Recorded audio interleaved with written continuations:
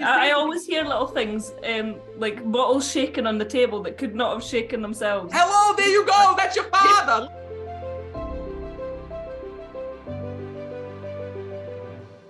Vanessa, where are you from? We're in Scotland. Oh my God, that's crazy. What time is it there right now? 5:15. Oh, but I love the accent. I get so excited over there. Do I sound weird to you? You sound great. I love it. First of all, I'm so glad that you're here.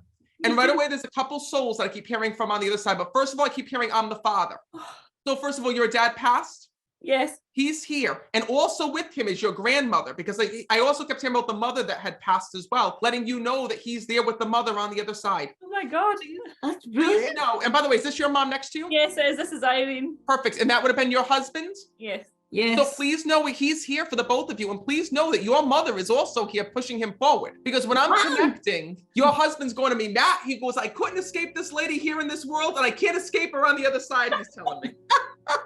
I gotta tell you, he is so excited to step forward and to speak to the both of you right here. Because first of all, he said to me, Matt, he says, my biggest fear was dying. He says to me, and I have to let my family know that it wasn't about the act of dying itself. He says, I wasn't afraid of getting sick. He says, I was afraid of leaving them, he tells me, because I was so nervous about what would happen to my wife, what would happen to our daughter, what would happen to to our house if I wasn't here. Yeah. Mm-hmm. He says to me, and more importantly, he says, Matt, my wife was my soulmate, he tells me. Oh. He says, and I was so nervous if I were to leave this world that I would never be able to see her again. Oh. Because I got to be honest with you, your husband's going like this to me. He goes, Matt, I got to be honest with you. This freaks me out. He says, when I was here, this stuff freaked me out. I didn't like talking about ghosts. I didn't like talking about spirits. I didn't like talking about any of those things. Do you understand that? Totally. That was him. Yeah. But he says to me this, he goes, Matt, he says, I have to let you know one thing. He says, I have to let them know that I am there with them all the time. He goes, and who would have thought the person who was so afraid of ghosts, okay, because your father wasn't afraid of anything, but he was afraid of the paranormal, he tells me. And he says to me, who would have thought the man who was so afraid of ghosts is a ghost right now and having to talk to the family, he says. Yeah,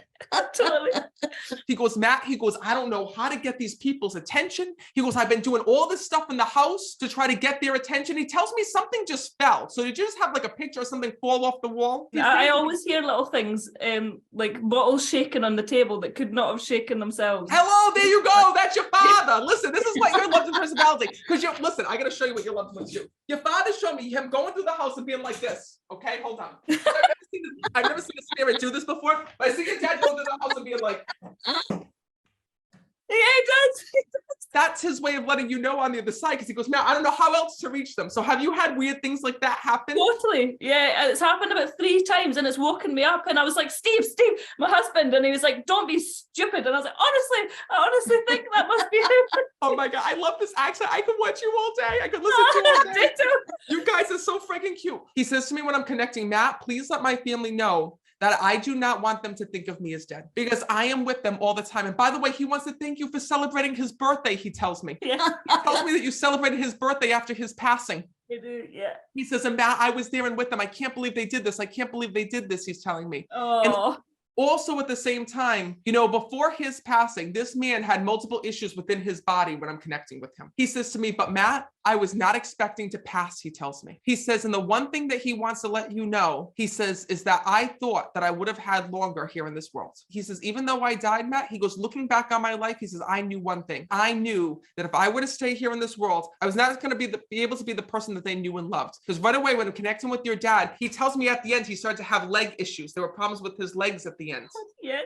And he tells me his legs used to give out. Literally, when I'm connecting, I see your father, and it's making me act all these things. I feel like him reaching for the chair, like he'd always have to reach for the chair. And there were times when, like, literally, I feel like that he would get like weak all of a sudden. He had a lot from us, he Yes. did. He died very suddenly, and it was a blood clot that went from his leg into his lung. He had a lot of pains in his legs, but I think he had a lot from us.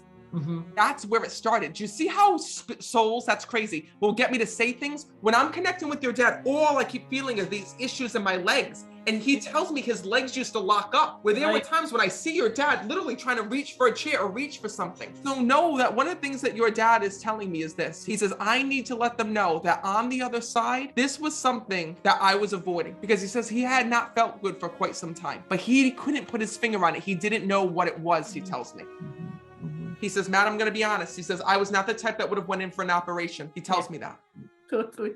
And I'm We telling need you this that. for one reason, because he still tells me that you have so much hurt and pain that you're thinking about, thinking, oh my God, if I would have known, I would have brought him to the doctor. I would have done this for him. I would have done that for him. He says to me, Matt, please let them know that I wouldn't have gone. He says, because he tells me here in this world, he says, I had to live life on my own terms. Oh, So yeah. Matt, he says, please let them know that I am fine. Please let them know that I am here and with them. He says, and Matt, he goes, even if I were to survive this, he says, I would have been able to walk again, he tells me. So please know that he wants to thank you for keeping an eye on your mom. He wants to thank you for watching over her and taking care of her. Oh.